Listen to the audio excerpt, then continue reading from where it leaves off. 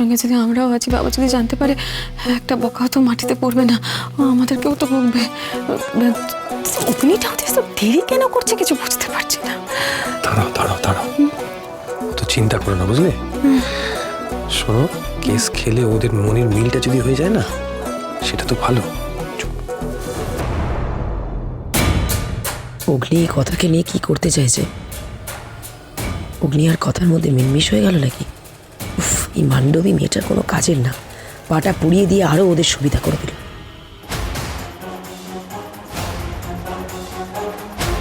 এই যে অগ্নি কোথায় গেছে? আমি কি করে জানবো বলো তুমি? এমনিতে তো সবার থেকে ছোট, আর এরা তো আমাদের কিছু বলেও না। জিজ্ঞেস করো।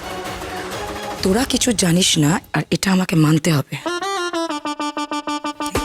না না, আমি আমি কি করে জানবো? আমি তো রান্নাঘরে ছিলাম, জল ভরছিলাম। জিজ্ঞেস করো মা। মা বল। কিন্তু তারপর কি হয়েছে সেটা তো বলবি। দেখতেই তো পাচ্ছিস বাবা কতটা রেগে গেছে। তোরা যদি কিছু জানিস বলে দে না প্লিজ। না না, জল ভরছিলাম আমি, তারপর তো। বাবা, অগ্নি কিন্তু ফোন তুলছে না। হলো হলো তো, আর আমায় কেউ আটকাবে না, আমি থানাতেই যাব।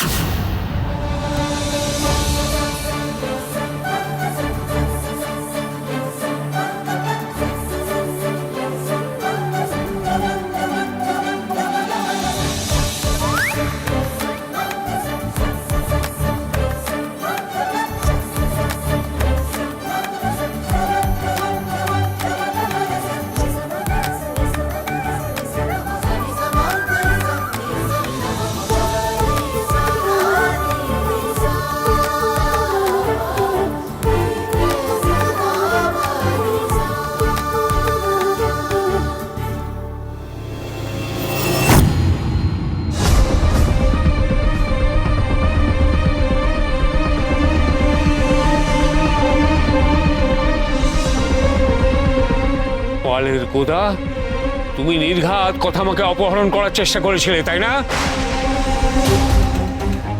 না না বাবা, আমি তোমায় বলছি পুরোটা, একটু তুমি শোনো। চুপ, কেউ কিচ্ছু বলবে না আমায়। ওমা, এ কি কথা? কেউ কিচ্ছু বলবে না? না বললে কি করে চলবে? হ্যাঁ, কাল রাত্রিতে বউ বরের কুল। হাহ, কি কাণ্ড যে হচ্ছে ঠাকুরপো! কি বিয়ে কে জানে? থামো না, আর মুখ তো ঢাকা। তুমি চুপ করো তো, তুমি থামো। এই যে, এক্ষুনি কথা মাকে নিয়ে তোমার ঘরে এসো, এক্ষুনি।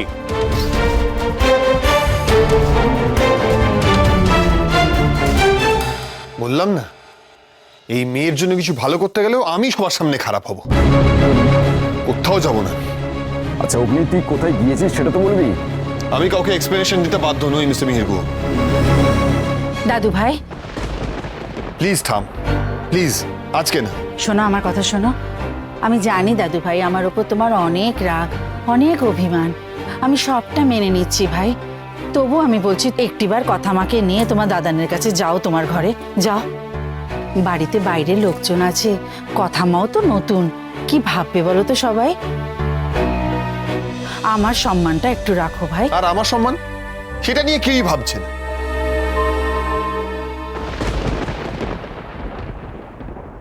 চল।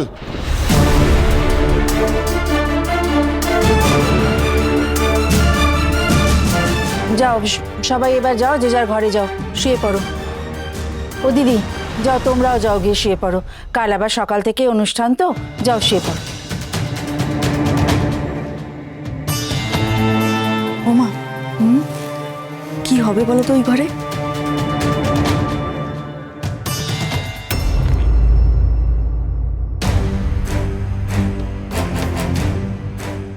তুমি ঠিক কি চাইছো বলো তো অগ্নিব? তুমি যদি ভেবে থাকো যে কথা আমার কোনো ক্ষতি করে তুমি আমাকে শাস্তি দেবে, তাহলে জেনে রাখো তুমি মূর্খের স্বর্গে বাস করছো। কথা আমাকে আমি এনেছি এ বাড়িতে, ওর কোনো রকম ক্ষতি আমি বরদাস্ত করবো না। আপনার কি মনে হয় এইচএফ, আপনার এই স্পাইয়ের কি ক্ষতি করেছি আমি? জিজ্ঞেস করছো তুমি? আমার বাড়িতে নতুন বউ পা দিতে না দিতেই তার পা পুড়ে গেল। আর আমি জানি এর পেছনে তুমি আর তোমার ওই চেলার দল নিশ্চয়ই কিছু করেছিল। আর তাছাড়া কাল রাত্রির দিন নতুন বউকে ধরে বেঁধে তুমি কোথায় নিয়ে গেছিলে বলো, উত্তর দাও। কিরে বল বল, কোথায় নিয়ে গেছিলাম? চুপ করে আছিস কেন? মুখ লুকিয়ে উত্তর দে। শুনুন এই শোয়েব, আপনার এই স্পাইয়ের জন্য, ওর জেদের জন্য বাঁধাকপির বাঁধাকপি আমার জন্যই অশান্তি শুরু হলো। বেশ, তাহলে থাকুন ভুল ধারণা নিয়ে যেরকম আছেন, আমার কিছু করার নেই।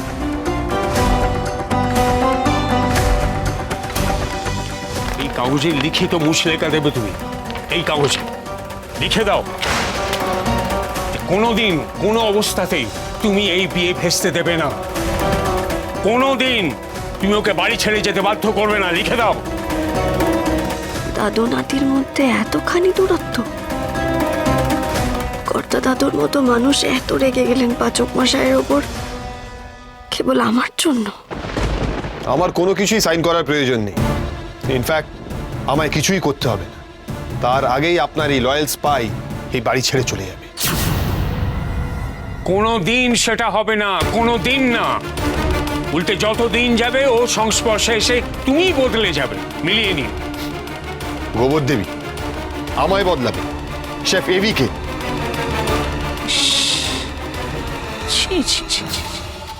কি ভাষা! নিজের স্ত্রীকে কেউ এই ভাষায় সম্বোধন করে? অগ্নিভোগ কথা মা তোমার বউ, আমার বাড়ির বউয়ের কোনো অসম্মান আমি কিন্তু সহ্য করব না। তাই আপনি বোধহয় আমায় একটু বেশি দুর্বল ভেবে ফেলেছেন এই চোয়ে। আমি জানি আমার বিয়ে দিয়ে আমাকে ওই টনিক কোম্পানিতে ইনভলভ করে আপনি আমার লাইফটা হেল করে দিতে চাইছেন, বাট নো। খুব পাচক পাচক বলে আমায় ছোট করেন তাই না? আজ আমিও আপনাকে একটা চ্যালেঞ্জ করছি। আমার মায়ের নামের ক্যাফের ব্র্যান্ডটা আমি এত বড় করে তুলবো যে আপনাদের ওই টনিক বেচা গুহো ফার্মাসিউটিক্যালসকেও ছাপিয়ে যাবে।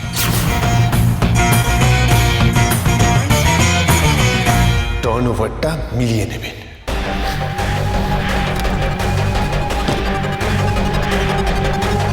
বেয়াদব ছেলে একটা, নিজের স্ত্রীকে কি করে সম্মান করতে হয় শেখেনি।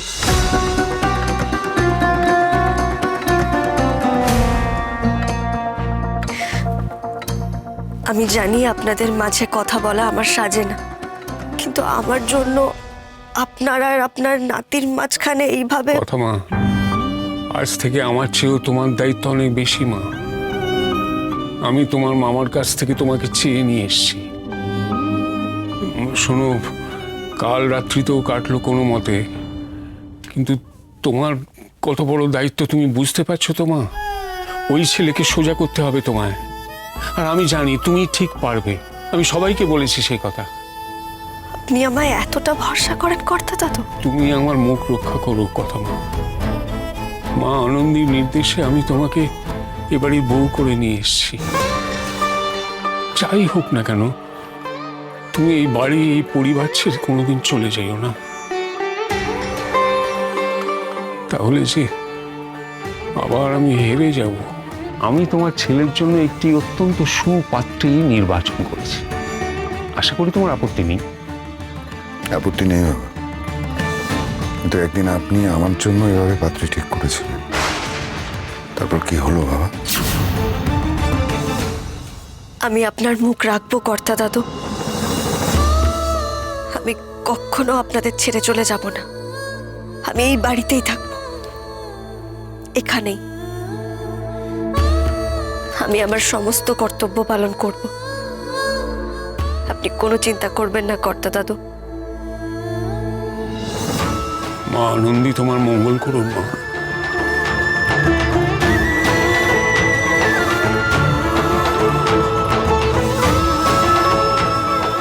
আমি আমার মায়ের ছবি আমার সঙ্গে করে এনেছি, তাই তাতে মালা দিতে পেরেছি। কিন্তু আরেক মায়ের ছবিতেও তো মালা দিয়ে তার আশীর্বাদ নিতে হবে আমায়। আরেক মা মানে? আপনার মা। কি বললি তুই? আমার মায়ের ছবিতে মালা দিবি?